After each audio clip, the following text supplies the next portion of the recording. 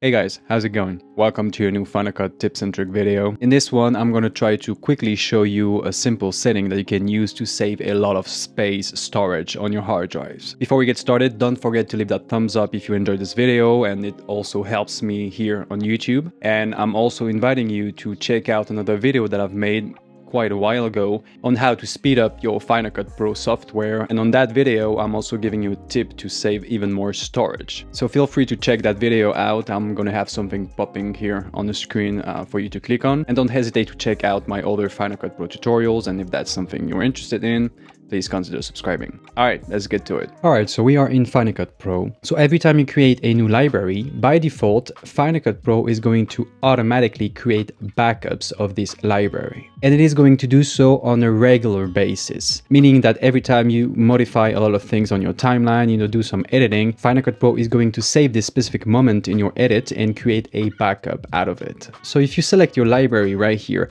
open the inspector tab right here to the right, you can see that you have the library properties right here, and you also have the storage location. So if you go to modify settings, this window will pop up, right? And if you look at the bottom right here, we have the backups, right? So within these backups, we have three different options. So this is the default option, and it means that Final Cut Pro is going to save all those backups within your laptop or desktop's hard drive. Just to quickly show you the location, if you open your Finder and go onto your Home tab right here and go to your movies, you can see that right here there is the folder containing all the Final Cut backups, right? If I just quickly open it, for instance, you can see that. So this was for the library I created for my previous YouTube video. This one is for a project that I'm currently working on. And if you open one of these, you can see that Final Cut Pro has created backups at different dates and points in time, right? So if you look at the size of these backups, they're not really big, right? Just like kilobytes right here. If I just have a quick look at this entire library backup, it's just like 10.6 megabytes, right? But this specific video was a really short YouTube video that I've made. Keep in mind that depending on the video you're working on the project you're working on, the size of these folders can be way bigger than that. So I just have two folders right here, but sometimes you can have a lot of different folders depending on how many videos you've worked on, how many libraries you've created, obviously. But all these folders, which are not that big in size, can add up pretty quickly and take up a lot of space and storage, right, on your hard drive. So now we have two questions when it comes to backups. Do I need those folders? Do I need all of these backups? Are they really useful? The answer is going to come down to how you work. So I personally create a new library for each video that I'm making, and by so I'm saving this library in a specific folder on one of my external hard drives. So my library is already saved, so I do not have any use in backing it up. But if I'm working like for a client, or if I'm working on a really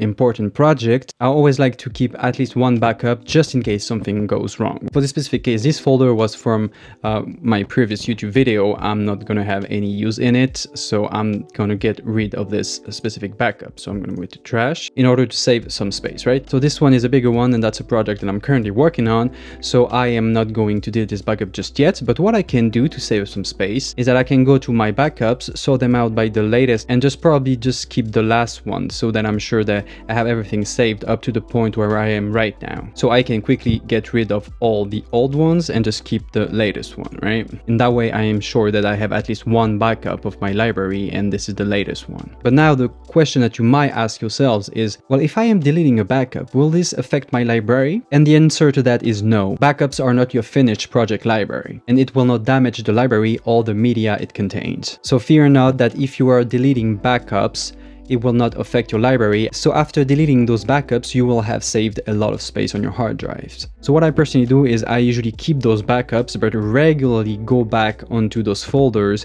and delete the one that I do not need in order for me to just save some space. But if you do not have any use for backups, there's one option, one single step you can take in order to tell Final Cut Pro that you do not want it to automatically create backup folders. And I'm just going to quickly show it to you right now. So if we go back to Final Cut Pro, to the library properties and the storage location tab right here, remember we talked about the first option, but you also have two other ones. So by default, your backup folders are going to be saved on your laptop's hard drive, but you have a second option that allows you to choose the specific folder, the specific location where you want those backup folders to be saved in. So maybe on an external hard drive, maybe within the folder of your entire project, etc. But then you can see that you also have a do not save option, meaning that this option will prevent Final Cut Pro from creating backup folders. Remember that you're going to have to go on each library that you create and select this specific option. Otherwise, by default, Final Cut Pro is going to create those backup folders and then take a little bit of storage. Alright, so that was it for this video. I hope you're going to have a good use of it. If you have any additional tip on saving storage in Final Cut Pro, please leave them in the comments below. Otherwise, thanks for watching, and I'll talk to you guys in the next video.